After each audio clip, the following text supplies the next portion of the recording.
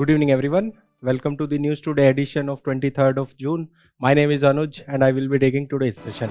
In News Today we basically cover the most important news of the day and also focus on their relevance of the UPSC. We also focus on the PYQs related to the prelims as well as from the mains examination. So today we will be covering 5 main news, 8 quick update and 1 place in the news. The first main news will be about the global chemical monitoring program that have been launched recently. So we will be covering about that and also solving the PYQs related to this news. Second news is about the DISHA 2.0. In this we will be learning about the justice system for the poor people. Then the next news is about the organ donation, as India have achieved 5 lakh organ donation pledge. Then the fourth news is about the SIP recycling, as India have emerged as the world's leading SIP recycling nation in the year 2025.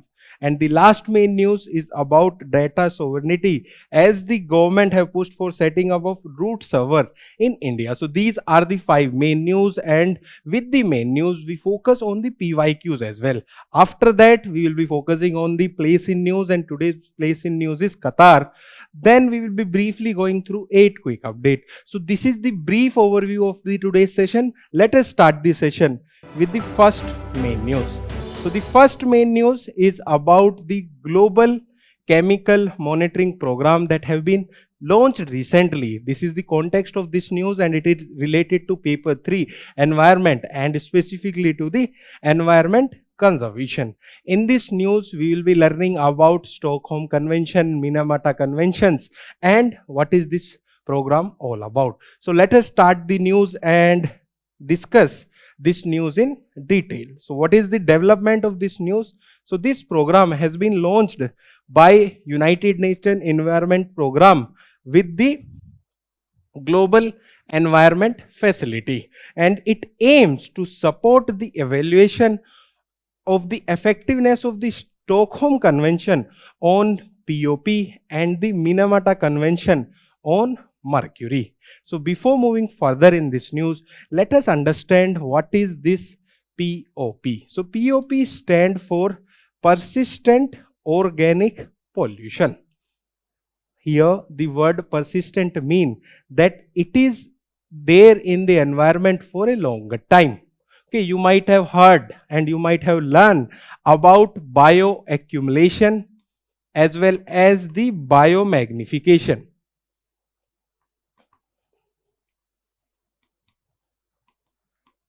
When the toxic component who can live for long time enters into a food chain, at the place where it is entering, that is known as bioaccumulation. And when other species in the food chain eats that, they accumulate it, because that persistent pollutant is not soluble in the water, so that it cannot be extracted through the excreta, so it get biomagnified. So that is the meaning of persistent. Then organic means it is related to carbon. Then pollutant, you might be all aware about the pollutant. Then the second focus is on the mercury. So mercury is naturally available as well, but it is toxic. In the year 2023, there was a very specific question on the mercury. There we will be solving that question and we will be learning about the toxicity of the mercury. Now let us move forward and understand about the Stockholm Convention as well as the Minamata Convention. First, let us understand about the Stockholm Convention, that is on the POPs. So basically, it is legally binding. So if some country is ratifying this Stockholm Convention, this convention is legally binding on that country. Okay, that is the meaning of legally binding. So basically, it requires its parties to eliminate or reduce the release of POPs in the environment. So basically there are 3 annex under it, that is A, B and C. The POPs which are there under A, that should be eliminated. The POPs which are under B, that their production should be reduced. And the Annex C is for the byproducts that are released by the industries. So basically there are three annexures under the Stockholm Convention, where it is for elimination, restriction and reducing the byproducts of the POPs industries. Then it was adopted in the year 2001 in the Stockholm, that is there in Sweden. That's why the name Stockholm. But it came into the force in the year 2004. Please listen to it very carefully, because the conventions which are under the UNEP are very important from the prelims perspective. Okay, so then about the India. India have ratified it in the year 2006, but it is not that legally binding on India, because India have chosen for a provision that is opt-out clause.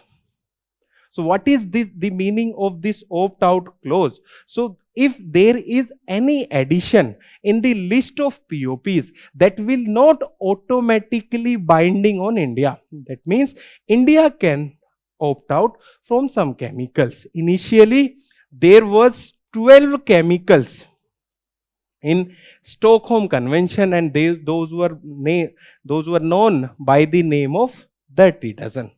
This was about the Stockholm Convention. Now the Minamata Convention, that is there on the mercury. So basically Minamata is a place in Japan, and there was a lot of dumping which was related to mercury in that bay, that have resulted in the toxicity in the human health. So that's why the Minamata Convention on the name of that place. So basically it is also legally binding treaty, and it protects the adverse effect of mercury on humans, and it targets the entire life cycle of mercury from mining to its waste disposal, because mercury in any amount is harmful for humans. There is no safe limit for mercury that can be consumed or that can come into contact with the human. On this same information, UPSC have asked the question in the year 2023. That we will be solving after the discussion of this news. Now let us discuss about the India. So India adopted this treaty or the Minamata Convention in the year 2018, but it came into the force in the year 2017, and it was adopted in the year 2013. So this was about the Stockholm Convention, and this was about the Minamata Convention. The Stockholm Convention is on POPs, and the Minamata Convention is on the mercury. Now let us discuss about the latest program that was there, or that has been launched. So what is the aim of this program? So its aim is to reduce the global pollution, also along with the strengthening developing countries' capacity to monitor the hazardous chemicals and supports to the evidence-based policy making. So basically it is aiming for reducing the global pollution, as well as it is providing help, especially the financial help, to monitor the hazardous chemical and support the evidence-based policy making. And the financing is of around 23.5 million US dollar, which will be financed under the Global Environmental Facility, that is backed by US 50 million US dollar in the co-financing. Now what is this Global Environmental Facility? This is also very important. There was a PYQ in the prelims examination based on the Global Environmental Facility as well. So it is backed by World Bank, and it was established in the year 1992 at the Rio Summit, and it serves as a financial mechanism for 5 international environmental conventions. So now you must be wondering, what are those 5 international environmental convention. So two are given here. One is Stockholm Convention, another one is Minamata Convention. Then three conventions are also there. One is UNFCCC, then United Nations Convention on Biological Diversity, UNCBD, then United Nations Convention to combat the desertification, UNCCD. So these five conventions are there under the GEF facility, that is Stockholm Convention, Minamata Convention, UNFCCC and UNCBD and UNCCD. Okay, and the project. So it will have 6 projects which will generate the robust scientific evidence on the chemical pollution, improve the data to improve the policy development, and strengthening the cooperation and support to the long-term monitoring of the POPs and the mercury. So basically they will collect the data, they will provide the evidence so that there can be betterment in the policy making. That is the basic meaning of this line. Now let us discuss the PYQs related to this news. First PYQ from the prelims of 2023. It is related to mercury. Let us solve this question. The question is, consider the following statement regarding the mercury pollution. 1. Gold mining activities is a source of mercury pollution in the world. So it is a correct statement. So gold mining activities is a source of mercury pollution in the world.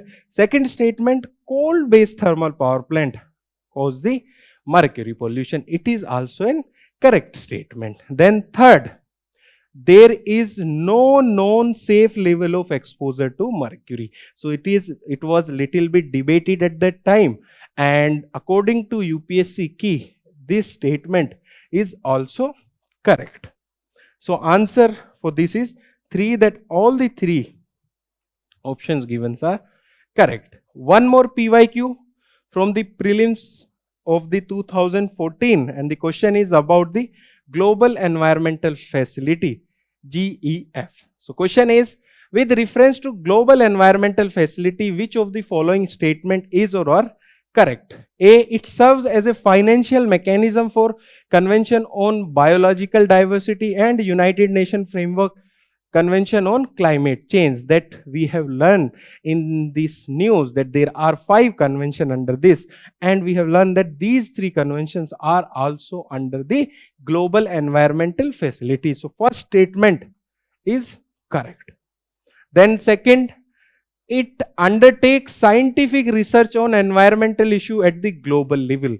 It does not take any scientific research. Okay, so this is not correct.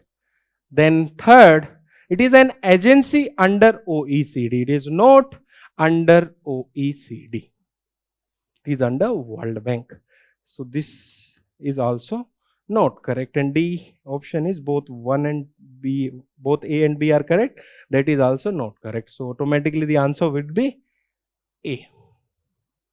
So with this, we have completed this news and learned about the Stockholm Convention, Minamata Convention, as well as the Global Environmental Facility. Now let us move to the next news and discuss about that news. The next news is about the DISHA 2.0, and Union Government have launched and approved this DISHA 2.0. DISHA stands for Designing Innovative Solution for Holistic Access to the Justice. It is related to paper 2, where syllabus talks about the important aspect of governance. Let us discuss this news in detail. First of all, the development.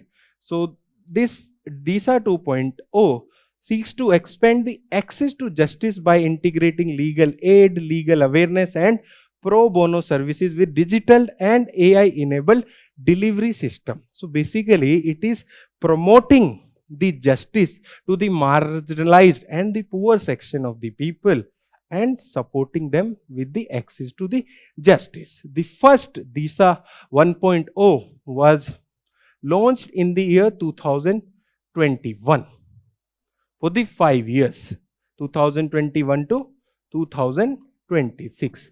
Similarly, DISHA 2.0 is also launched for the 5 years from this year to the year 2031. Okay, DISHA scheme had achieved a cumulative outreach over 2.37 crore beneficiaries. Okay, so the first DISHA 2.0 that was launched in the year 2021 and it was there up to 2026, it has reached to around 2.37 crore people. And DISHA fulfill a commitment to the access to justice as outlined in the Article 14. Article 14 talk about equality before law. Article 21 talk about speedy justice and speedy trial. Article 39A, it talk about free legal aid of the Constitution and support the implementation of SDG 16. SDG 16 talk about peace, justice and strong institution. So whenever you are writing about the mains answer about the justice delivery system, you can talk about SDG 16 in your conclusion. So this was the development in this news. Now let us move forward and understand about the DISHA 2.0. So basically it is a central sector scheme. So total funding and implementation will be done by the central government. You might be aware that there are two types of scheme. One is centrally sector scheme, central sector scheme. Another one is centrally sponsored scheme.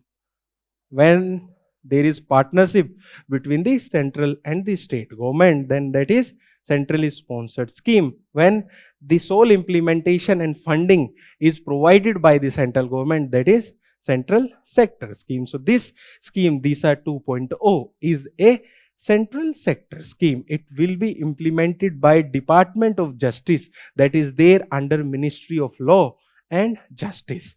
And its duration, as we have discussed when we were discussing the development, its duration will be for the 5 years from 1st April 2026 to the 31st March of the 2031. And the financial outlay is 255 crore. So basically, this is an overview of DISHA 2.0. Now, let us discuss the 4 components under the DISHA 2.0. In DISHA 1.0, there was 3 components. These 3 components was already there in DISHA 1.0. Only this component have been added in DISHA 2.0. Before discussing the 4th component, let us quickly discuss the first 3 components. First one is tele-law.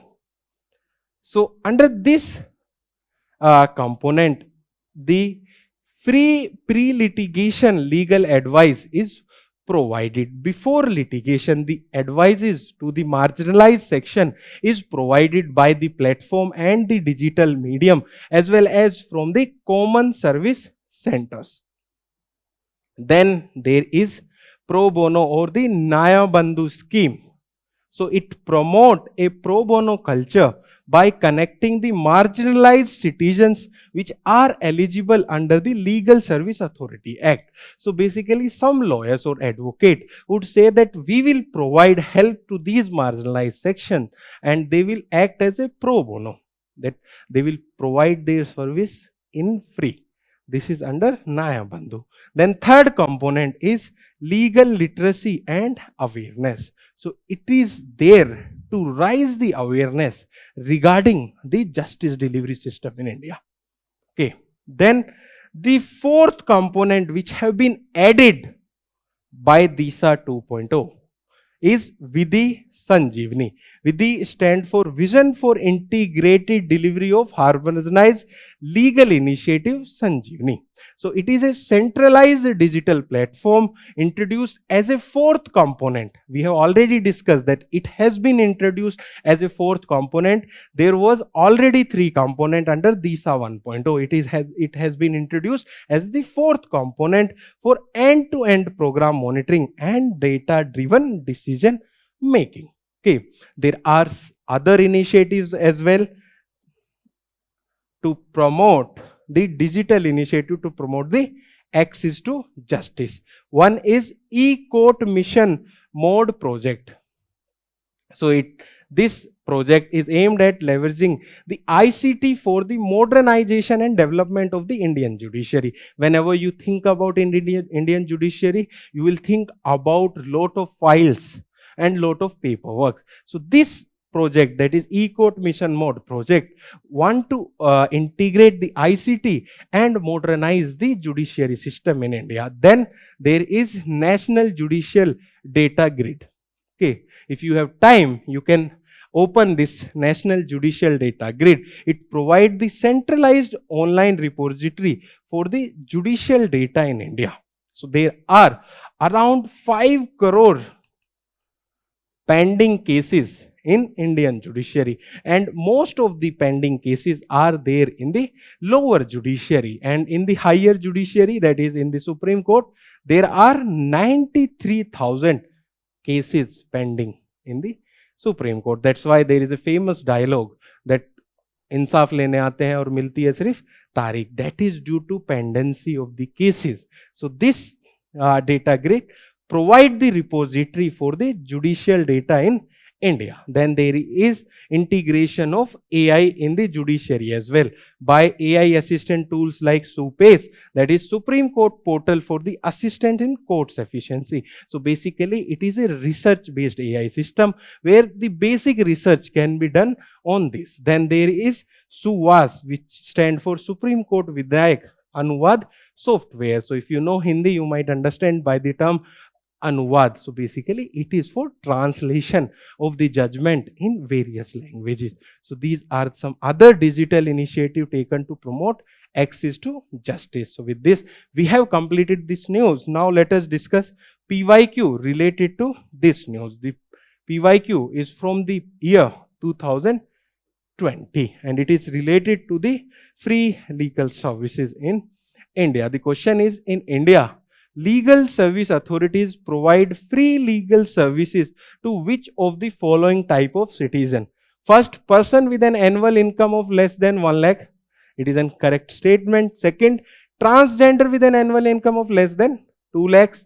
It is also an correct statement. Then third, members of the other backward classes with an annual income of the less than 3 lakhs. So this act does not talks about OBC. And the fourth option is all senior citizen.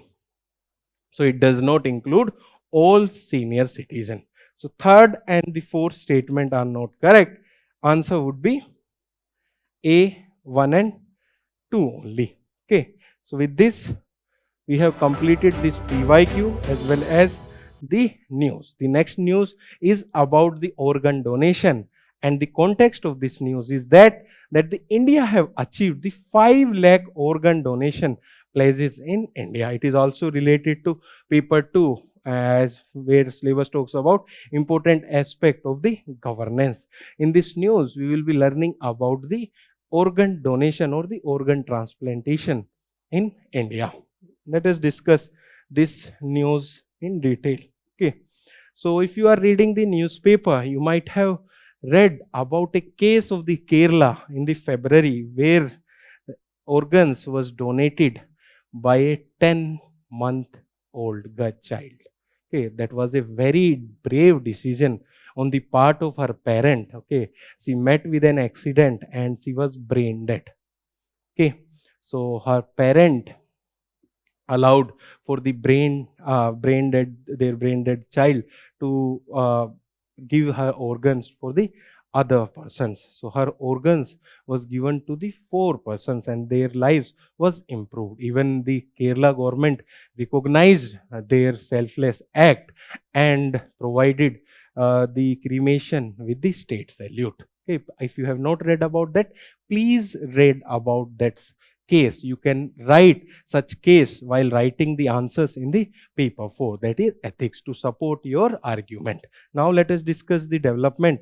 So Aadhaar based organ donation pledge portal, which is led by the National Organ and Tissue Transplant Organization, which played a key role in achieving this milestone. And it also marks an advancement in the sustainable effort to promote the voluntary organ donation and foster a culture of informed participation and social responsibility. Basically, organ donation in India is a very big achievement, because there are very much lack of knowledge. There is lack of knowledge about organ donation, because many people think that their last rite cannot be performed if they donate the organ. Okay. Now let us discuss about the organ donation and organ transplantation. Before understanding this, please understand about the brain dead. A person who is declared as brain dead, that person's organ can be transplanted. It might be eyes, it might be lungs, pancreas, livers, kidney, intestine. Their organs can be transplanted, even the heart. Okay, because if a person is brain dead, his or her heart will be working. Okay, so the pumping or the sensation of the heart is not related to the brain. And if person is a brain dead, that is legally dead in India. And this situation is irreversible. Okay, some parents or some people become too emotional when the person is declared as brain dead, and at that time they are not able to take a informed decision. That's why most of the people does not take the decision at that time, and there are various reasons as well. So the probability of the organ donation in India is very low, but the situation is improving. Now let us discuss about the meaning of organ transplantation. So it refers to the grafting of any human organ from a living or diseased person into another living person for the therapeutic process, such as the kidney, liver, heart, lung, pancreas, and intestine. Along with the organs, the tissues can also be transplanted, and tissues such as cornea, skin, bone, heart valves, and the blood vessels.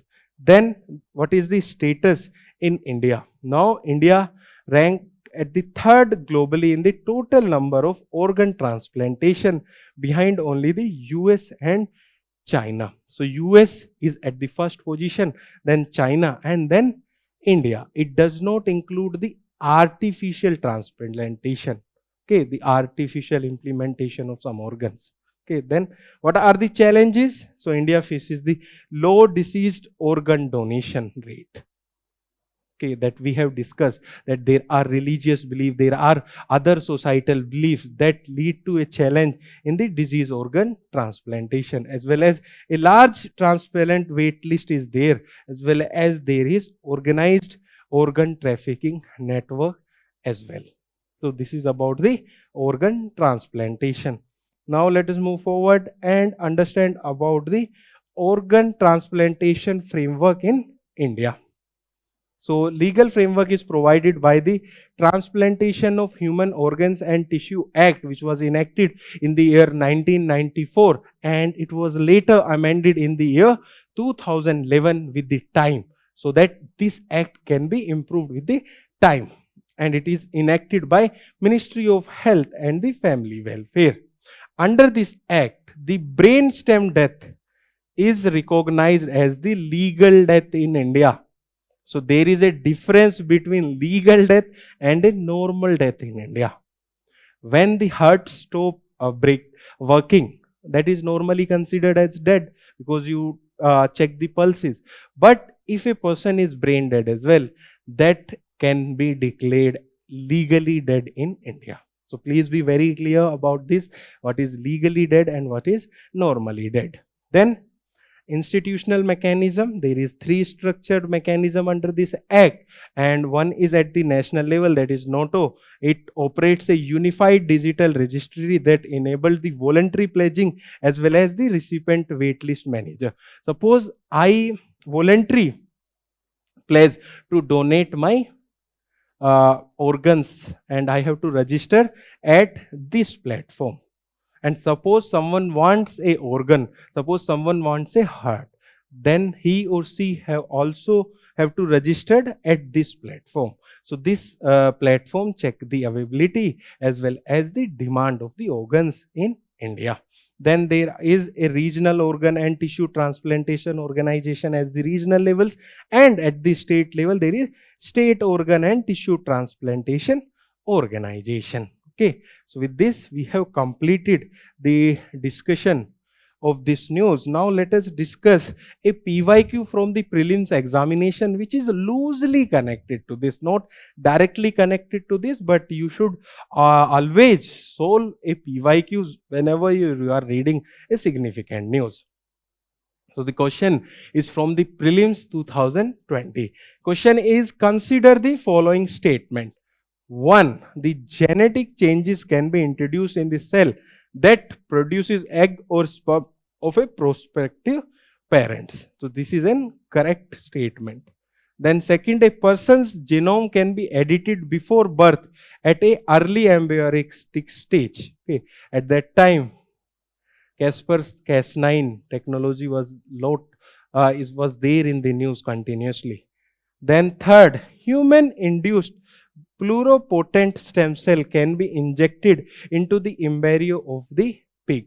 That was a development at that time. That's why a question in the prelims exam of 2020. All the 3 statements given here are correct. Answer is D, 1, 2 and 3. So with this we have completed this news and discussed about the organ transplantation and organ donation in India. Now let us move to the next news.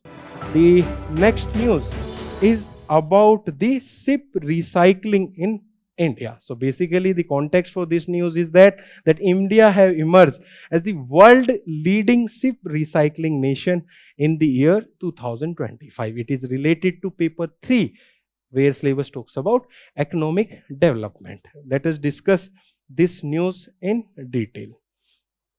First of all, before discussing this news, let us discuss what geographical advantage does India have so that India is becoming one of the leading recycler of the SIP in the world.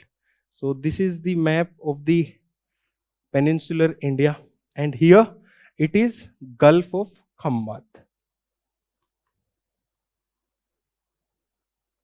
So spring tides come with a lot of force. Spring tide, when the sun and moon are in a straight line. So at that time tides are very strong. So especially here, tides, because it is a narrow passage, tides will come up to a significant distance towards the interior of the India.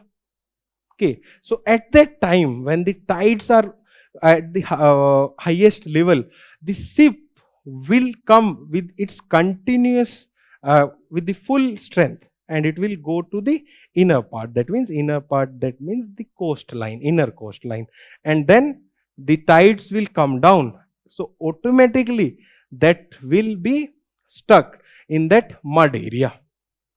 So it gives an natural advantage. And most of this ship recycling takes place in near the Indian Ocean. It can be in Pakistan, it can be in India, and it can be in Bangladesh. So basically ship recycling is a very hazardous process.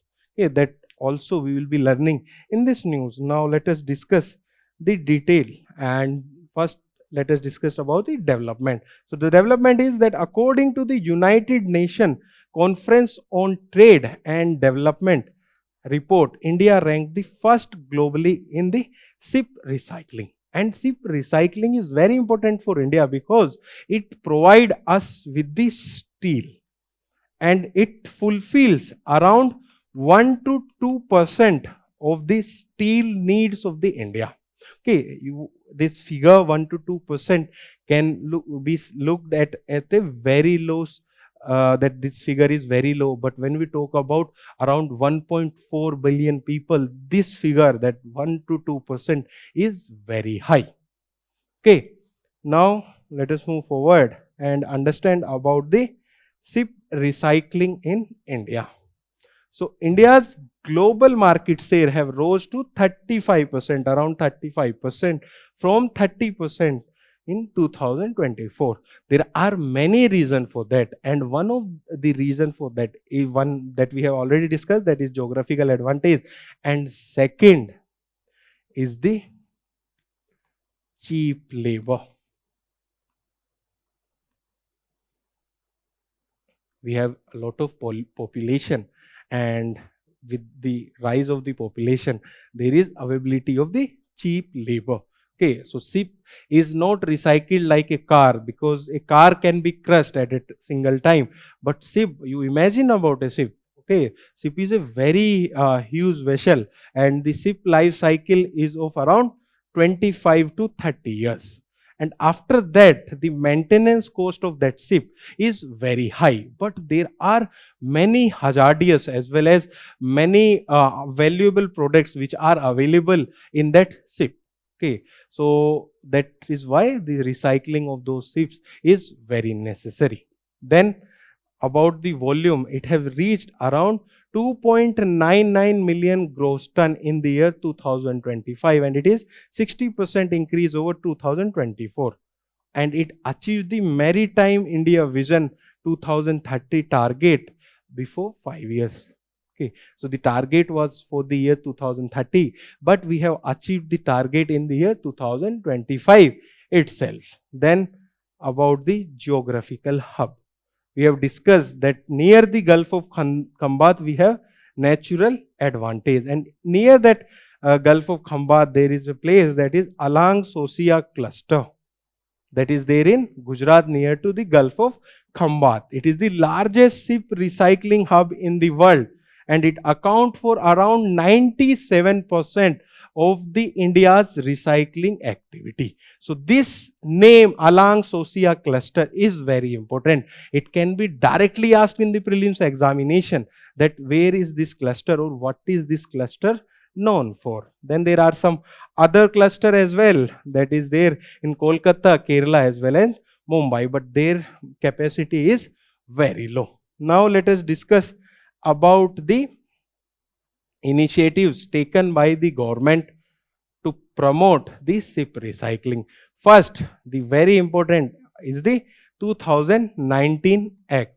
The Act is Recycling of the SIPs Act 2019. It's aimed to develop a SIP recycling ecosystem aligned with the Hong Kong International Convention for the Safe and the Environmentally Sound Recycling of the SIP.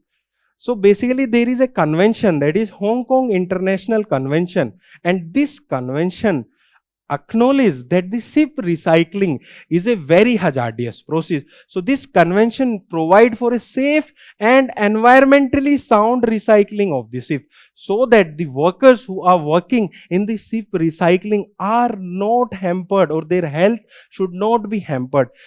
This convention is under International Maritime Organization. Okay, then the SIP breaking credit note scheme. Okay, suppose someone is recycling the SIP, that owners receive a credit note of worth 40% of the scrap value, because when scrap is removed from the SIP, there is a lot of value. When we were discussing the development, we have discussed that from the scrap we met around 1 to 2% of the steel requirement of the India. So these credit points can be used for buying the new SIP, and it can provide up to 5% of the money. Then there is Maritime India Vision. When we were discussing the last slide, we have discussed that there was a target under the Maritime India Vision to achieve a specific target by the year 2030, but we have achieved that target before 5 years. So what is this Maritime India Vision? It aims to make India the world top ranked SIP recycling nation and a hub for safe and environmentally friendly SIP dismantling. Okay, So that we have achieved in the year 2025 itself. And lastly, there is expansion of Alang ship recycling yard. So that is the area where the largest ship recycling take place, around 97% of the India. So we are planning, or we are expanding the Alang ship recycling cluster, and it is to expand nearly to double its ship recycling capacity to about 9 million light disposable ton. Okay, so with this we have completed this news.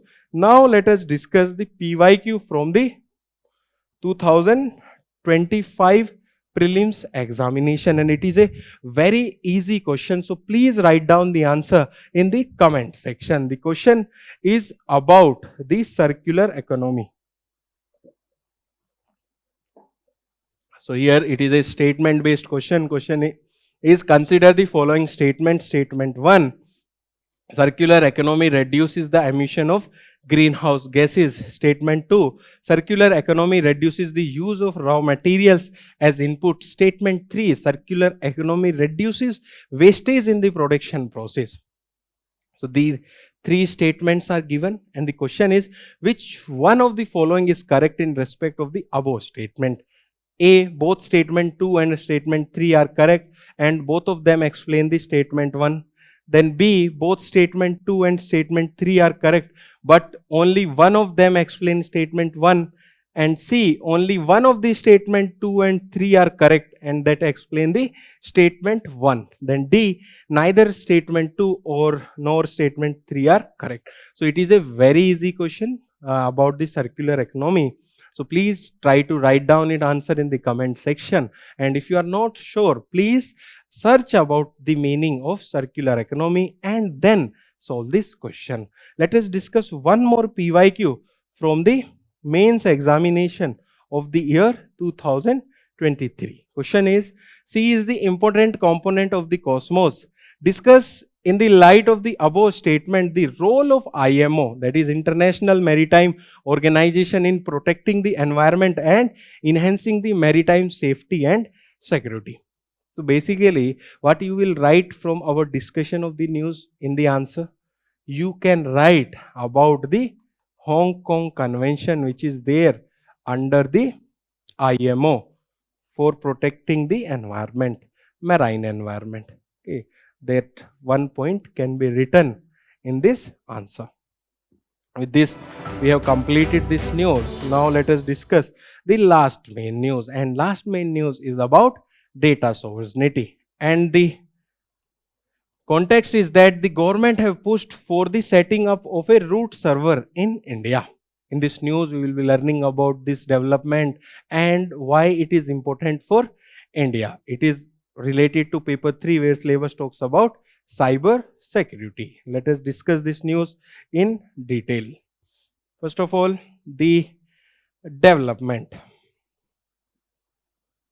So development is that Government of India have asked the Internet Corporation of assigned names and the numbers to set up a root server in India to push digital sovereignty. Okay, what is this root server? Okay, all of you might be using the internet and you might be searching something, some website. So it does not mean that you are asking the computer or the internet in your computer, it is directly giving you the answer. So what happen is that you ask some question or you ask for some website, that information goes to the root server that is located in USA, where that provide the answer in the form of 10, and then it came back again to your computer and then answer is given. So basically government is saying that that root server should not be in outside India, it should be in India. Why it is important? Because recently, if you are reading the newspaper, you might have read about the Naira energy scenario or the case. So there was sanction on the Russian oil, and there are some stakes of that Russian corporation in this energy corporation. So Microsoft unilaterally banned the access for the emails to the Naira energy. And you might be thinking, how important is the communication and the network and the previous communication for an organization to work? But Microsoft unilaterally banned the communication for a company, and this is an Indian based company. Okay, so that's why it is very important to have data sovereignty, that we will be learning in the next slides. Okay, so we have learned about root server, that it is the core part of the internet that connect users to the website. We have discussed that you as a user is asking about a website on the internet, and how this root server connect you to the website. Now, this, what is this ICANN? It is a global non-for-profit partnership formed in the year 1998 to keep the internet secure, stable, and interoperable by coordinating its unique identifiers. So this was the development in this news. Now let us discuss about the data sovereignty. So it is very simple, that the definition of data sovereignty. Data sovereignty is the ability of a nation to govern its digital space, retaining its maintaining meaningful control over its data, digital infrastructure, network, and the online narrative. So basically, it means, suppose I am a nation, that is India. So I should have control of the data, digital space, all other things which are related to the digital field with me. Okay, no outside country should have access or control that data. You might have heard the term that data is the new oil. And data is very important. Now let us discuss about the significance of the digital sovereignty for India. First one, that it is important for the national security, and we were dependent on the foreign technology, and that can compromise the defense capability and strategic autonomy. Okay, think about the case of the Kargil war in the 1999. We were fighting at very high altitude, there were many mountains, and we required a specific location to attack, and for that we were using the GPS, and GPS is with the USA. So for some time USA said, we won't be providing the information which is given by the GPS to attack. Then we developed our own system, that is NAVIC. Then second, about the economic resilience. So reliance on important semiconductors, operating system, cloud services, and security infrastructure can create a vulnerability. Okay, and that can hamper the trades, that can hamper the market. Suppose Sensex or Nifty, if we are using the outside world digital infrastructure, they can hamper our market. Or suppose a bank backhand is working on a foreign digital infrastructure, they can hamper with the bank infrastructure. That can hamper our economy. That's why data sovereignty. Then about the data sovereignty. So there should be a local control over the data that protect the privacy, prevent the data exploitation by the foreign entities, and retain the economic value of data. Okay, think about your searches.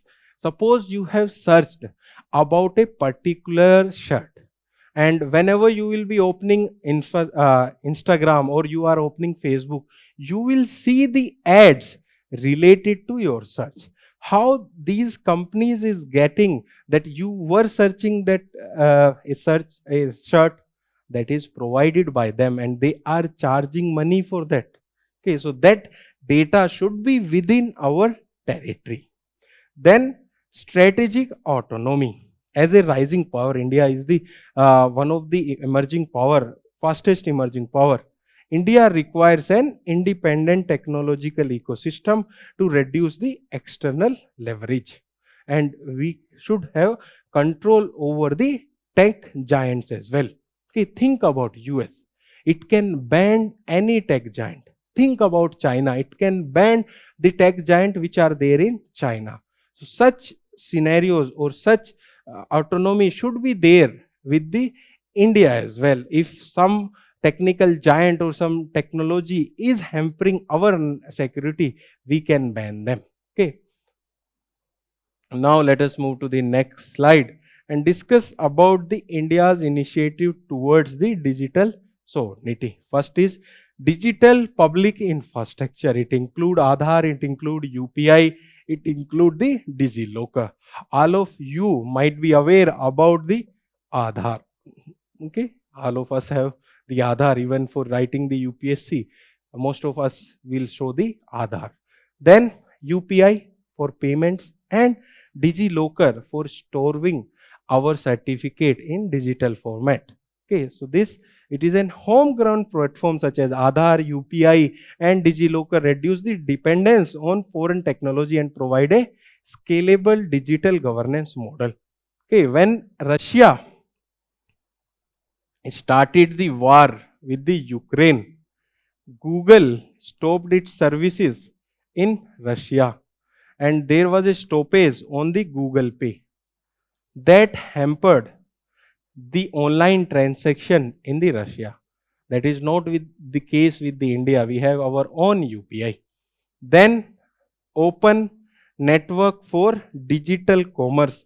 There was a direct question in the prelims 2026 that I will be showing after the discussion of this news, that also you have to solve in the comment section. So please listen carefully about the open network for the digital commerce. What it is? So basically it promote an open decentralized e-commerce ecosystem to support MSMEs and reduce platform concentration. So there are platforms which provide the e-commerce such as Flipkarts, such as Amazon. So they should not have monopoly in the market. This open network for digital commerce was started by government and it promote an open decentralized e-commerce ecosystem that support local kirana shops, that support the MSMEs and reduce the platform concentration, so that there should not be monopoly of some of the platforms such as Flipkart or Amazon. Then there are regulatory measures as well. First one is Digital Personal Data Protection Act of 2023. Its rules was recently notified before 5 to 6 months. Then there is IT Rules 2021 and restrict on the foreign apps, strengthen the data protection regulatory oversight and as well as the national security. So these acts provide for the data security, okay, and the right to privacy. Then there is technology and infrastructure self-reliance.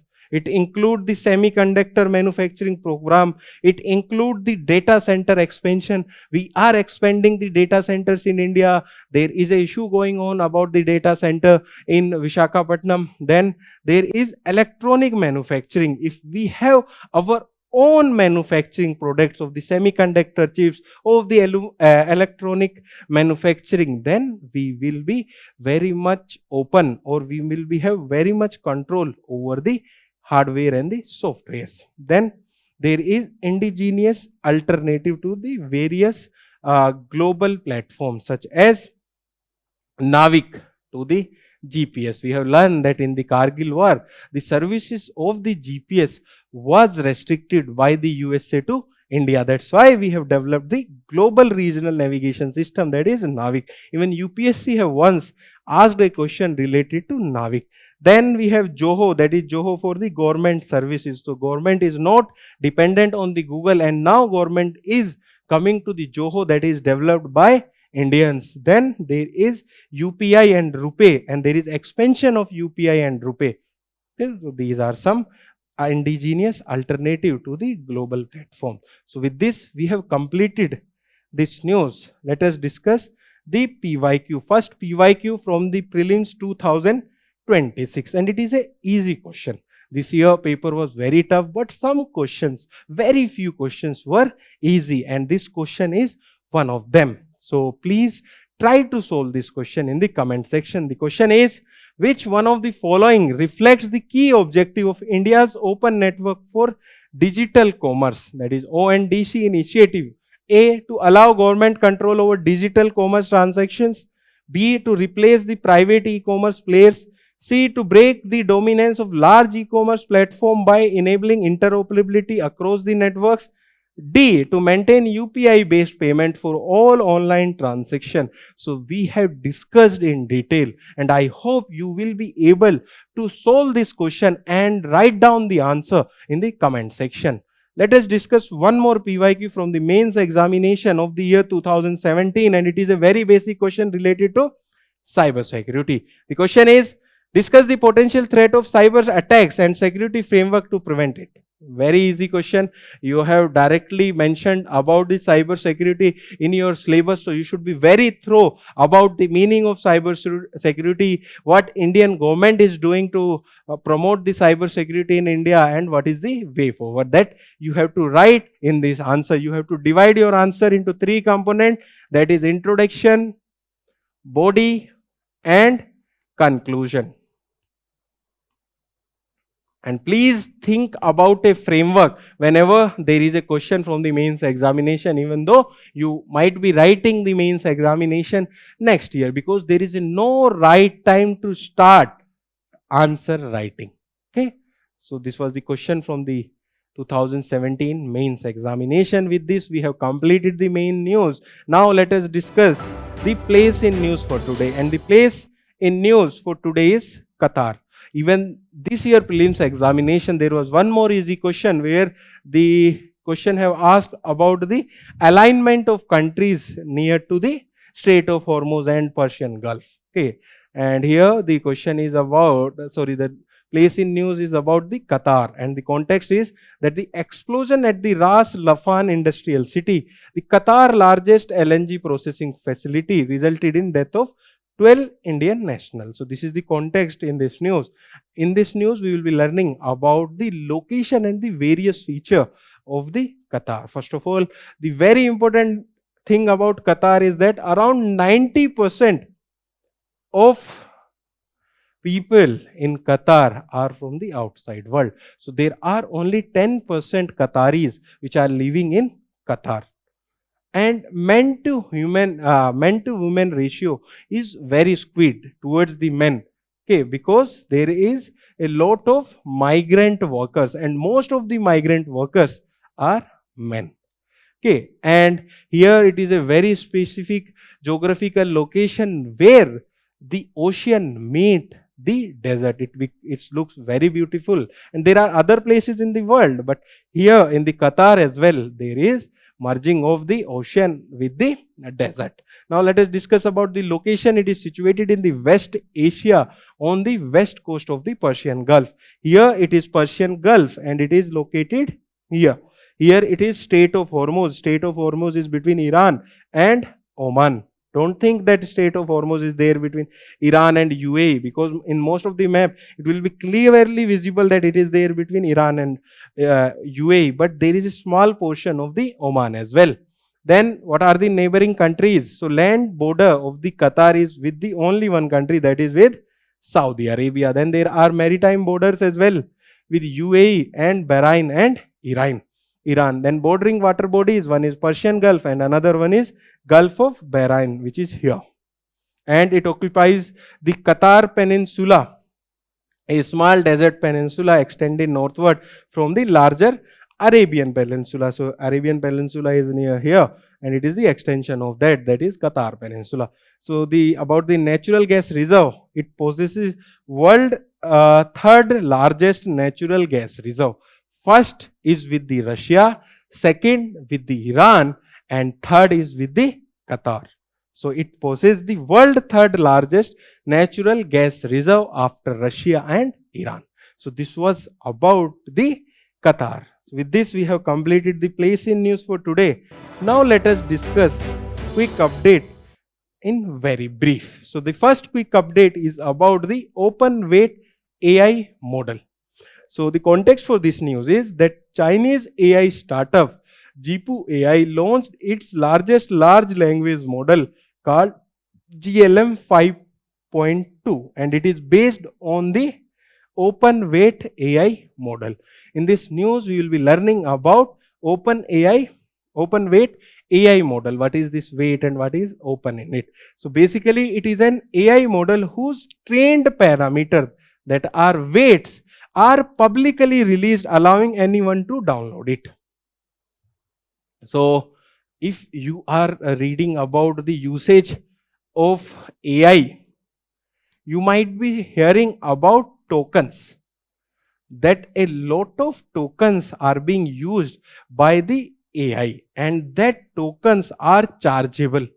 That is leading to the very high cost of usage of AI. But in this open weight AI model, that trained parameter can be downloaded, and though there is no requirement of these tokens, so they are more cheap. Then it let user run the model on their own platform, study how it's work, and even modify for its their own specific need. So that is another advantage of this open weight AI model. Now let us move to the next quick update. The next quick update is Apache helicopter. So US have notified that 428 million US dollar sale of support service for Apache and M77A2 Hodger to India. So if there is a question that from where Apache helicopter is, it is from USA. If there is a question in the prelims from where Hodger ultralight Hodger is there, that is from USA. So the context is that they will provide with the support, and that is chargeable. So what is Apache AH-64E helicopter? So it is regarded as one of the world most advanced combat helicopter for precision strike and battlefield support mission. So it provide with the striking capabilities as well, and it provide with the battlefield support mission as well. It have advanced sensor and targeting suit, and unmanned aircraft control is also there, and digital connectivity is also there. Then about the artillery gun, that is ultra light Hodger. So it is a lightweight artillery gun which can be airlifted for rapid deployment in the mountainous region. So you might be knowing that shifting the machine gun or other products which are used by the army or the other forces are very difficult. So these are very lightweight guns which can be airlifted and can be placed at the mountainous region. So this was about the Apache helicopter and the ultralight Hodgers. Now let us move to the next news. The next news is about the Ambubachi Mela. And the context here is that the 4-day Ambubachi Mela begins at the Assam's Kamakhya temple. As Kamakhya temple is situated at Nilachil Hill in the Guwahati, Assam, and it is one of the most revered center of tantric practice, and it is regarded as 51 Shakti Pitas in India. What are Shakti Pitas? Okay, so when goddess Sati was cremated, so her parts fell into various location, and it have specifically fall on the 51 location, and her womb fall in near Guwahati, and this place is known as Kamakhya temple. Okay, and what about the Ambachi Mela? What it is about? So it marks the annual menstrual cycle of the goddess Kamakhya, who is revered as the embodiment of the divine feminine creative energy. Okay, so it is a 4-day festival. Now let us move to the next quick update. Next quick update is about the Saharia tribe, and the context here is that the President of India have interacted with the Cheetahs Mitras and the members of Saharia tribe at the Kuno National Park in the Madhya Pradesh. So these Cheetah Mitras are the local communities who can survive and who can adapt to the cheetahs in their nearby vicinity. And here we will be learning about the Saharia tribe. So they are one of the particularly vulnerable tribe group of the India. There are 75 PVTGs in India. That was a very specific question once asked in one of the prelims examination, I think 2017 or 18. Then what are the other name of this tribe? Seher, Sher, Sewar, Shoenar, Sahara. Then they are primarily concentrated in Madhya Pradesh as well as in Rajasthan, and there is a very specific dance of them that is known as Sahariya Swang, which is performed during the month of Holi. So this was about the Sahariya tribe. Now let us move to the next quick update. The next quick update is about ammonia. And the context for this news is that Tamil Nadu has witnessed its deadliest industrial ammonia gas leak at a private seafood processing unit in Trivulur district. In this news, we will be learning about the ammonia. It is composed of nitrogen and hydrogen, and its properties are that it is a colorless gas with a pungent smell, highly reactive, inorganic, highly soluble in water. And about the formation of ammonia. So basically, ammonia is used as a fertilizer. So you might be knowing that plant require nitrogen for their development, but plant cannot take the nitrogen directly from the atmosphere. You might be aware that there is around 78% of nitrogen in the atmosphere, but they cannot take nitrogen directly from the atmosphere. First is natural process of taking the ammonia or producing the ammonia, that is produced during the nitrogen cycle through the decomposition of organic matter, animal waste and dead plants by nitrogen fixing soil bacteria, and they are basically there near to the roots of a plants. And there is a industrial synthesis, that is Haber-Bosch process. It is produced by reacting atmospheric nitrogen with hydrogen in the presence of iron catalyst. Okay, so this is about the industrial production of the ammonia, and this production is mostly used for producing the nitrogen fertilizers. Now let us move to the next quick update. The next quick update is about Rakhi Gadi. It is a location, ancient location in Hisar, Haryana. The context is that the human skeleton remain excavated from this location have been formally handed to the Anthropological Survey of India. So this is the context, and we will be learning about the Rakhigiri. It is recognized as the largest known settlement of the Harappan civilization. Okay, so the largest known civilization or the largest known settlement in the Harappan civilization was Rakhigiri. It is located in the Hisar district, Haryana, at the Ghaggar river plain. Basically, Ghaggar is a intermediate river which merge in the Thar desert. Then it represents the continuous habitation from the early to the mature Harappan.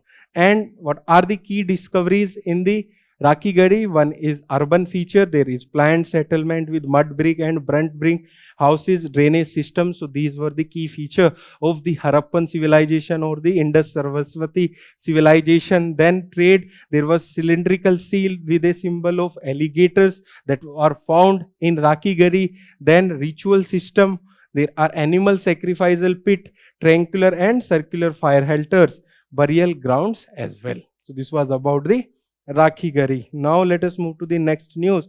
The next news is about the Kavach system in the railways, and the context here is that the Indian Railway approves the Kavach deployment on the East Coast Railway to enhance the safety and efficiency in that area. In this news, we will be learning about the Kavach system. So basically, it is an automated train protection system that provide train protection and the collision prevention capabilities for the train. So if some driver is sleepy or he crosses a certain distance, there will be automatically apply of the brakes, and it work on a continuous real-time communication between trackside system and locomotives. So there will be RFIDs and there will be a system or antenna on the train that will be continuously monitoring that where is the train and how much speed it is going and what is the nearby train. And it uses the secure ultra high frequency radio antenna and track mounted radio frequency identification tags. So these tags are mounted near to the track, and it is developed by research design and standard organization of the Indian Railways. So it is basically to prevent the train accidents. Now let us move to the next quick update. The next quick update and the last quick update is about impact of climate change on economy. So basically, when there is climate change, it is hampering the economical growth as well. So the context here is that based on the analysis of data from the 29 state, a study find out a statistically significant negative relationship between rising temperature and economic growth. Okay, so here, this is the context of the news. We will be briefly discussing about the key highlights of the study. So, the study says that 1% or the 1 degree rise in the annual temperature could reduce the Indian economic growth by 3.89%, nearly double estimate. And what is the reason? Because when there will be rise in the temperature, there will be reduction in the labor productivity, because there will be heat stress. When there will be high temperature, there will be lower capital productivity as well, because it will damage to the infrastructure as well as assets. Then it will degrade the ecosystem services provided by the ecosystems and which supports the economic activity. So the economic ecosystem services will be also hampered due to rise in the temperature. So that's why there will be reduction in the economic growth if there is rise in the temperature. Then about the sector wise impact. So basically we mostly we think that the climate change will impact the agriculture, but this study has shown that it will also impact the industry, construction as well as the service sector, making climate change an economical wide challenge. So with this we have completed the news today discussion for today. And if you want to read further the current affairs and you want to solve the smart quizzes, you can visit the digital current affairs website of Vision IAS and please solve the questions which are visible on your screen. Thank you and all the best for your preparation.